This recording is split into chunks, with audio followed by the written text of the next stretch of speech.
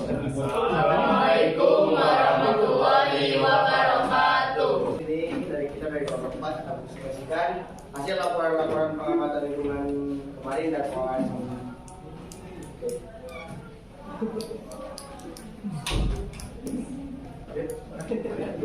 Baik, yang pertama ada profil pelajar Pancasila.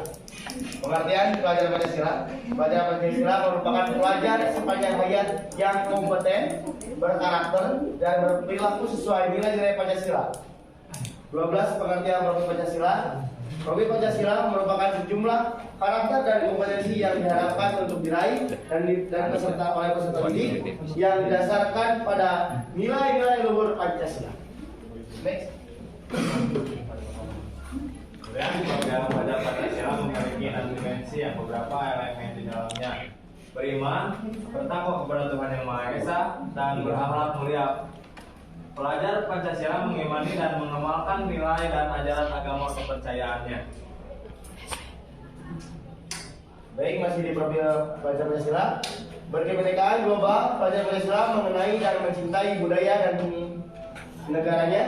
Nasionalisme, menghargai budaya lain, serta mampu berkomunikasi dan berinteraksi antar budaya.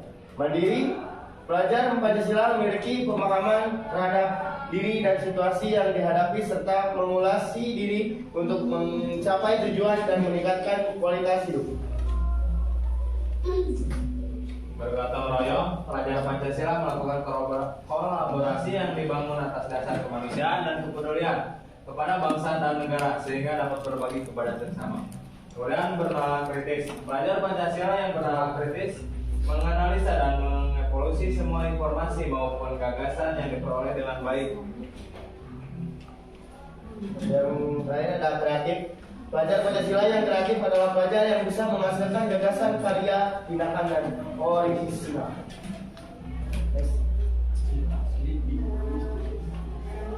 Kalian lihat di sini ada pengertian 5R. Budaya kerja 5R yaitu tugas, rapi, resik, rawat, dan rajin. Merupakan suatu metode penataan dan pemeliharaan wilayah kerja secara intensif yang berasal dari Jepang, yang dikenal dengan 5S, yang digunakan oleh manajemen dalam usaha memelihara ketertiban, efisiensi, dan disiplin di lokasi kerja sekaligus meningkatkan kinerja perusahaan secara menyeluruh. Seperti yang bisa kalian lihat, 5R adalah sebuah singkatan yang memiliki beberapa arti. Yang pertama, ringkas atau seri, merupakan kegiatan meningkar barang-barang yang tidak diperlukan. Yang kedua, prinsip rapi adalah menyimpan barang sesuai dengan tempatnya. Yang ketiga, resik, merupakan kegiatan membersihkan peralatan kerja sehingga segala peralatan kerja tetap terjaga dalam kondisi yang baik. Yang kedua adalah prinsip rawat, adalah mempertahankan hasil yang telah dicapai pada ringkas, rapi, resik sebelum dengan membakukannya standarisasi. Dan yang terakhir ada rajin atau sit suke, berarti pelatih dan kemampuan untuk membiasakan melakukan apa yang ingin dilakukan meskipun itu sulit dilakukan. Lalu di sini ada 4R. Berikut ini merupakan pengertian dari recycle, reduce, dan repair. Recycle atau daur ulang dengan mendaur ulang bahan sampah agar dapat menjadi produk baru. Contohnya mendaur ulang kertas dan kain aluminium. Reuse, penggunaan ulang dengan menggunakan kembali kemasan atau produk yang sudah dipakai. Contohnya menggunakan kotak biskuit untuk tempat makanan lain. Selanjutnya ada reduce atau pengurangan penggunaan dengan mengurangi produk yang sampahnya yang tidak dapat didaur ulang atau digunakan lagi. Contohnya mengurangi penggunaan plastik kresek. Selanjutnya ada repair atau memperbaiki dengan memperbaiki barang yang rusak agar tidak langsung dibuang sehingga dapat mengurangi sampah, misalnya memperbaiki peralatan elektronik ketika rusak. Kemudian laporan keadaan. Ya, di sini ada laporan keadaan Sarana dan sarana dan prasarana. Yang satu, taman depan. halaman depan itu yang depan boleh dilihat langsung di dekat gerbang. Keadaannya lumayan tidak terus, malam sedang kering dan beberapa tanaman ada yang kering yang perlu diperbaiki hanya air mancur dan air. Oke, untuk nomor 2 di depan kelas 10 IPS keadaannya kurang tong sampah dan tanaman yang menyebabkan halamannya terasa kurang asri, dan untuk kebersihan sangat bersih, yang perlu diperbaiki hanyalah tong sampahnya aja yang kurang. Yang ketiga ada halaman di 10 MIPA keadaannya tidak rapi, banyak sampah dan rumput liar. Yang diperlukan perbaiki adalah tiang untuk main volley yang sudah berkarat dan penghijauan di sekitar lapangan. Oke, next. Kemudian ada di taman depan kelas 12 MIPA dan 12 IPS, yaitu keadaannya banyak kemudian perasaan diinvestigasi, ternyata sesudah diinvestigasi gitu ya langsung dibawa habis. Ya. Alhamdulillah diperbaiki dan dibersihkan rumputnya. Kemudian depan kelas 11 MIPA keadaannya sedikit tidak rapi, pot-pot yang berantakan yang harus diperbaiki dan tong sampah. Kemudian merapikan tanaman-tanaman yang ada di sekitar.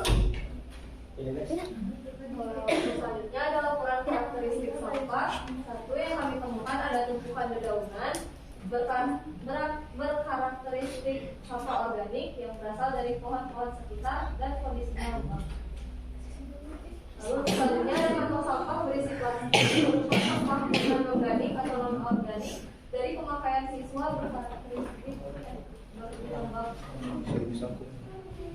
Yang ketiga ada styrofoam berupa sampah non-organik berasal dari bekas pembelian makanan, karakteristiknya kering.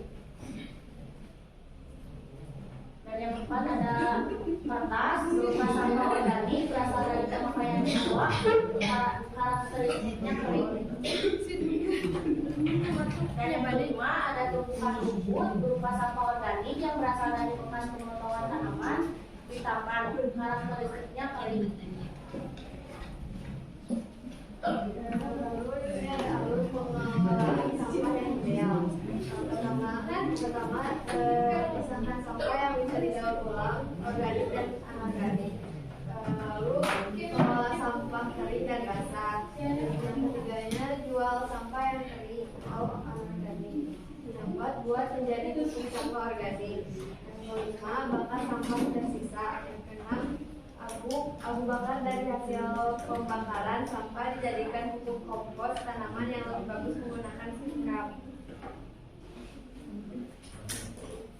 Di sini ada perencanaan alur pengolahan pupuk. Dilihat ada alat, yaitu ada tong atau ember cat, tongkat pengaduk, golok, karung, alat sulit. Dan bahannya di sini ada sampah organik daun, EM4,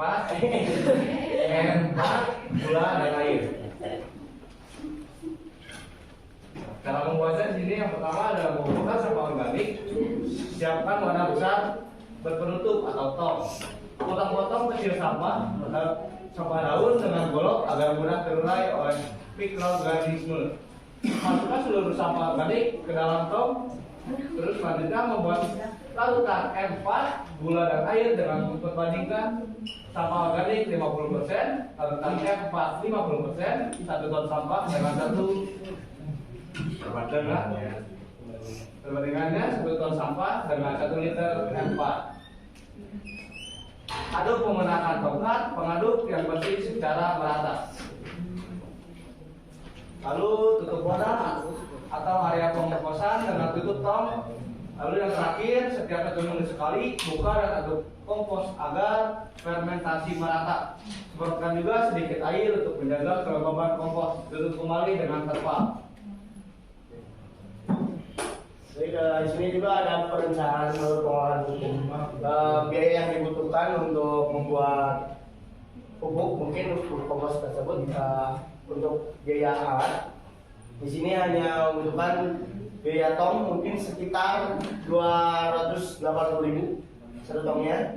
Terus tongkat pengaduk biayanya 25.000. Dan golok biayanya 30.000. Karung biayanya biasanya 2.000 karung. Dan alat biayanya cuma 10.000. Kemudian ada sampah organik, bayar Totalnya kita 31.000, mula separapat 40.000. Total biaya 382.000. Alokasi dan waktu tanggal 20 besar langsung.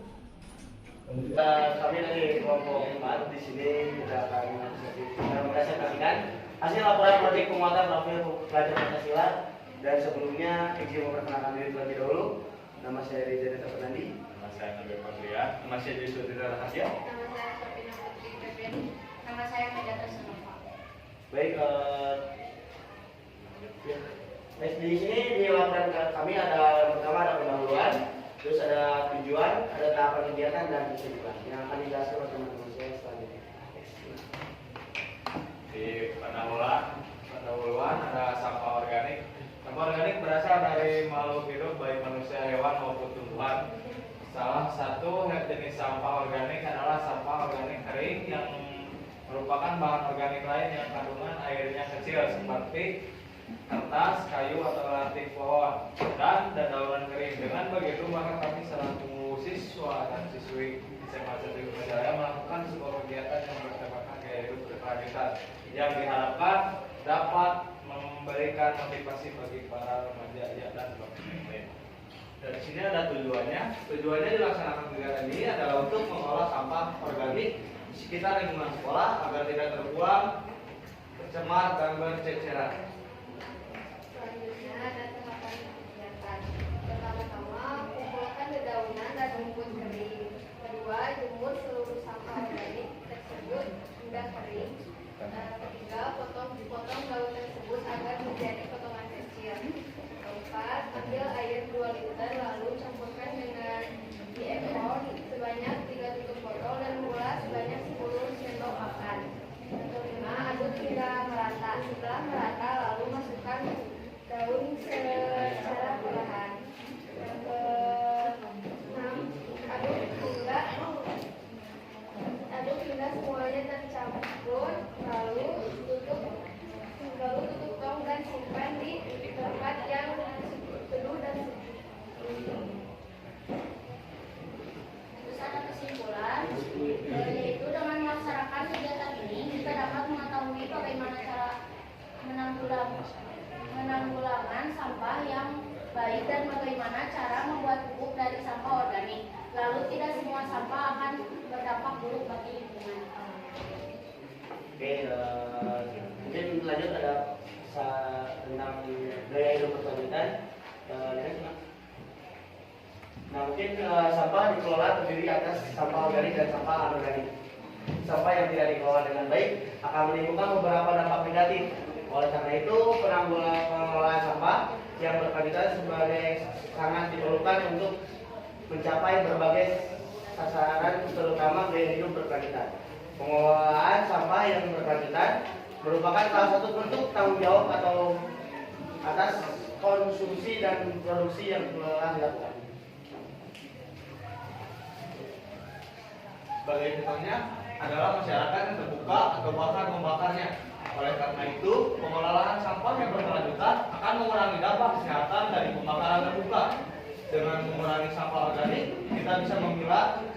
Daur ulang merupakan salah satu cara untuk mengurangi sampah. Perencanaan yang kami rencanakan adalah melanjutkan pembuatan pupuk kompos dari sampah organik. Kemudian yang kami temukan untuk melakukan gaya hidup berkelanjutan yang baik di lingkungan sekolah yaitu membawa tempat makan sendiri, alat makan sendiri, mengumpulkan sampah yang bisa didaur ulang, menghemat listrik, lalu menggunakan transportasi ramah lingkungan. Terus ada beberapa manfaat gaya hidup berkelanjutan yang baik. Pertama, dapat melindungi lingkungan dan melindungi masa depan. Yang kedua, lingkungan menjadi bersih dan sehat. Dapat ditarik kesimpulan. Jadi gaya hidup berkelanjutan ini membuat kita memiliki pegangan mengubah gaya hidup dalam pengolahan sampah organik dan anorganik dan memanfaatkan sampah menjadi lebih berguna dan lebih bermanfaat bagi kehidupan selanjutnya. Siapa? Pantun lah. Ya mungkin sekian dari kelompok kami dari kelompok 4, mudah-mudahan bermanfaat dan mohon Sekian, terima kasih. Jaga interview. Wassalamualaikum warahmatullahi wabarakatuh.